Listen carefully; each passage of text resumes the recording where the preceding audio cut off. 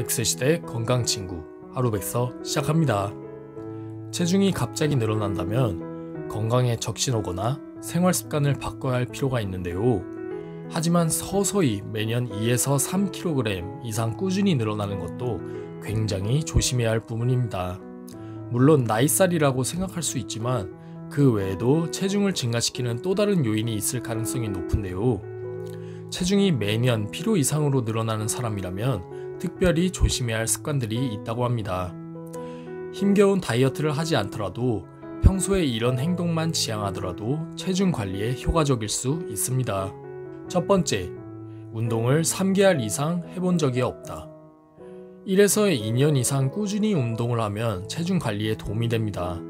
그러나 조금마다 그만두는 운동은 체중 관리에 별다른 도움이 못 되는 건 당연지사일 텐데요. 헬스장에 등록해도 3개월 이상 하지 못하는 사람이 그런 경우에 해당합니다. 두 번째, 스트레스를 받으면 폭식한다. 화가 나거나 기분이 우울해지면 음식부터 찾는 사람이 있는데요. 소위 말하면 먹으면서 스트레스 푸는 사람이 이에 해당합니다. 이럴 땐 사람이 감정적이기 때문에 폭식하기 쉬운데요. 폭식은 체중을 증가시키는 대표적인 나쁜 습관이고 건강까지 해치기 마련입니다. 세 번째, 밤 9시에서 10시 이후에 음식을 먹는다. 수면 시간 직전 먹은 음식은 살로 갈 가능성이 높습니다. 음식물을 완전히 소화시키지 못한 상태에서 잠들기 때문인데요.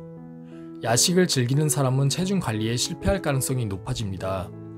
되도록 잠들기 전에는 물을 제외하고 금식하는 게 좋겠습니다. 네 번째, 평소 술을 즐겨 마신다. 소위 말하는 술살도 조심해야 하는데요. 술은 당분과 열량이 생각보다 높은 편입니다. 여기에 안주까지 함께 먹으면 체중이 늘지 않을 수 없겠죠. 평소 술을 즐겨 마시는 사람은 체중 관리에 실패할 가능성이 높습니다. 다섯 번째, 1일 1과자 실천하고 있다. 매일같이 과자, 젤리, 초콜릿, 케이크, 마카롱 등 간식을 먹는 사람들이 있습니다. 간식도 살을 찌게 하는 대표적인 요인인데요. 밥을 덜 먹는 대신 간식으로 식욕을 달랜다고 생각하면 큰 오산입니다.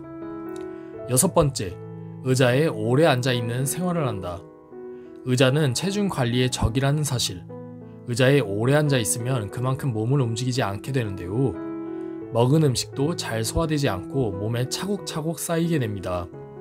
학교나 회사에서 잠시 의자에서 일어나 스트레칭하는 습관을 들여보는 것이 좋습니다. 일곱 번째, 잠들기 전 습관적으로 스마트폰을 본다. 충분한 수면은 신체 재생과 순환을 촉진시키는데요. 그래야 식사 후 소화나 배설이 잘 이뤄집니다. 잠들기 전 스마트폰을 보면 숙면에 방해가 됩니다. 불면증은 신체 재생과 순환을 저해시켜 체중 증가를 불러올 수 있다는 사실을 명심하세요. 마지막, 체중계를 잘 보지 않는다. 체중계 보는 습관은 중요합니다.